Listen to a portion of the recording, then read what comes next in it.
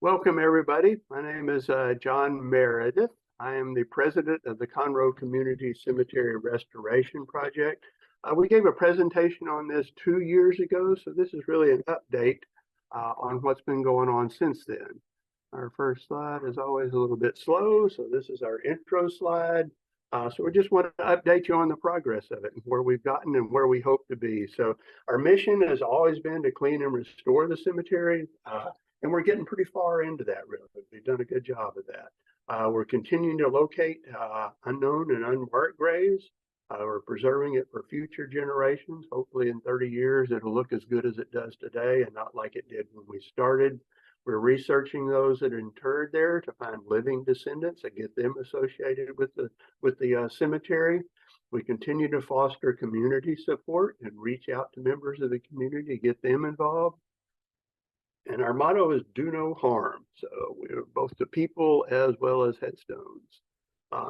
This is just a quick update on the cleanup progress, which is virtually being completed insofar as we're still doing some beautification things.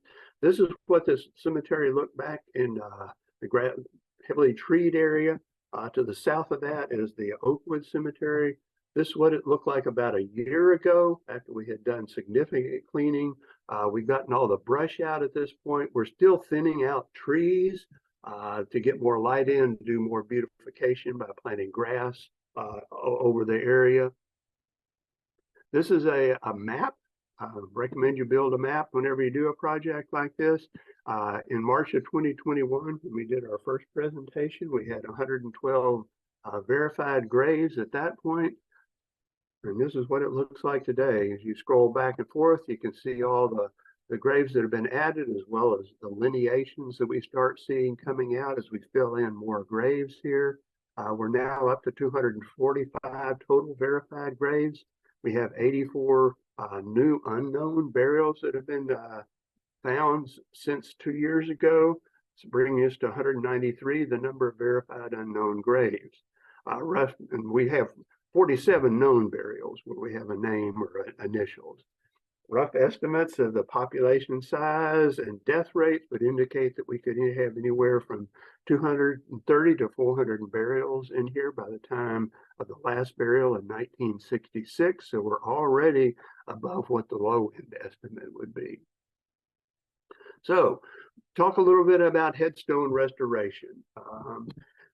If you're going to do this yourself, attend training. I can't emphasize that enough. There's more things that can cause damage than do good.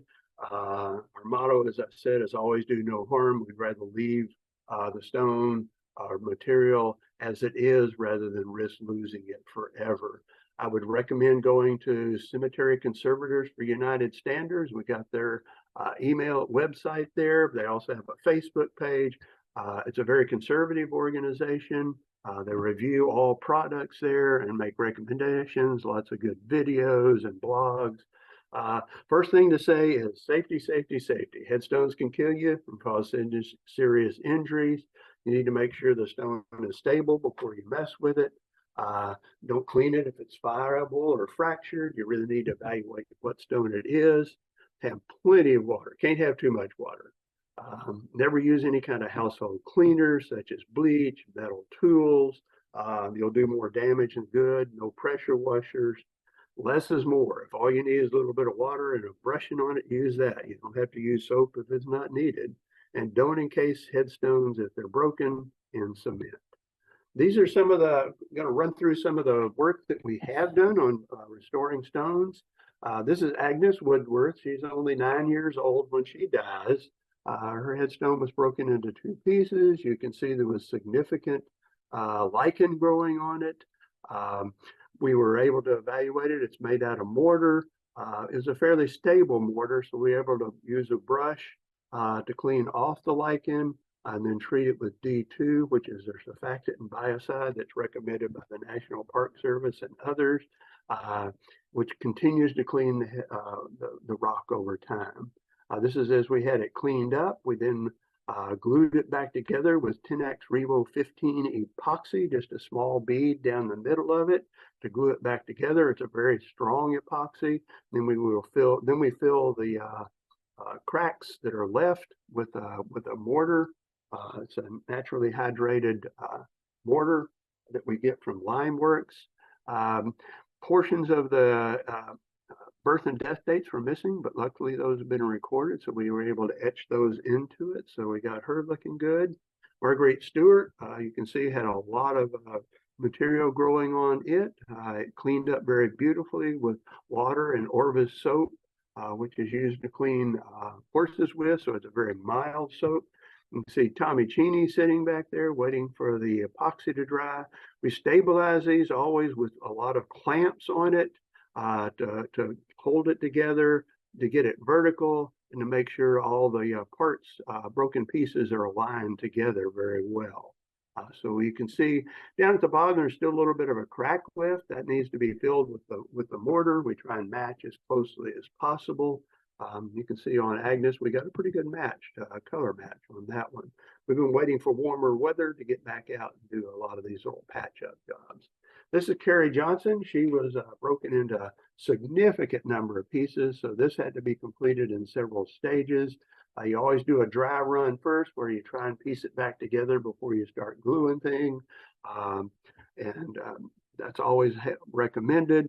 Down in the bottom left corner, there were significant pieces of it that were so small that we couldn't get it all back together, so we actually had to patch large portions of it with the mortar.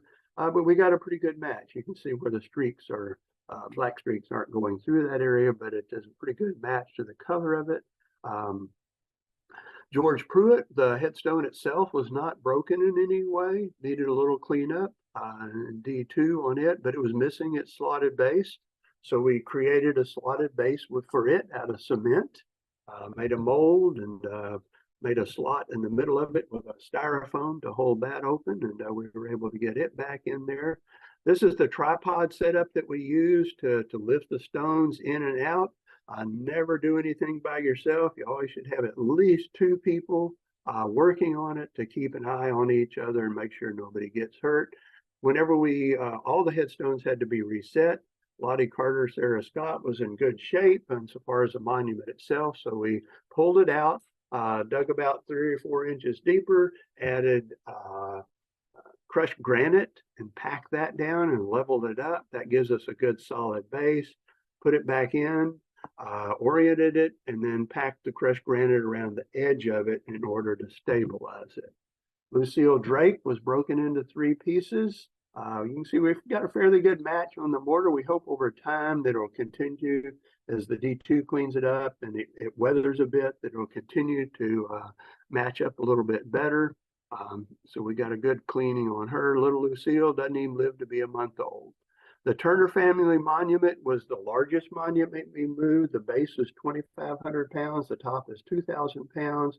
We were able to get people from the neighborhood. We contacted them, visited with them. They were able to bring out front end loaders that they had to help us get this one reset. You can see in the upper picture the heavy overgrowth, the stone Eliza Evans behind the Turner family monument was there at that time in the upper picture, but you couldn't see it because of the heavy undergrowth. We're really proud to have gotten that one reset. Hannah Foster was significantly broken by roots that had grown around it and cracked the cement on it.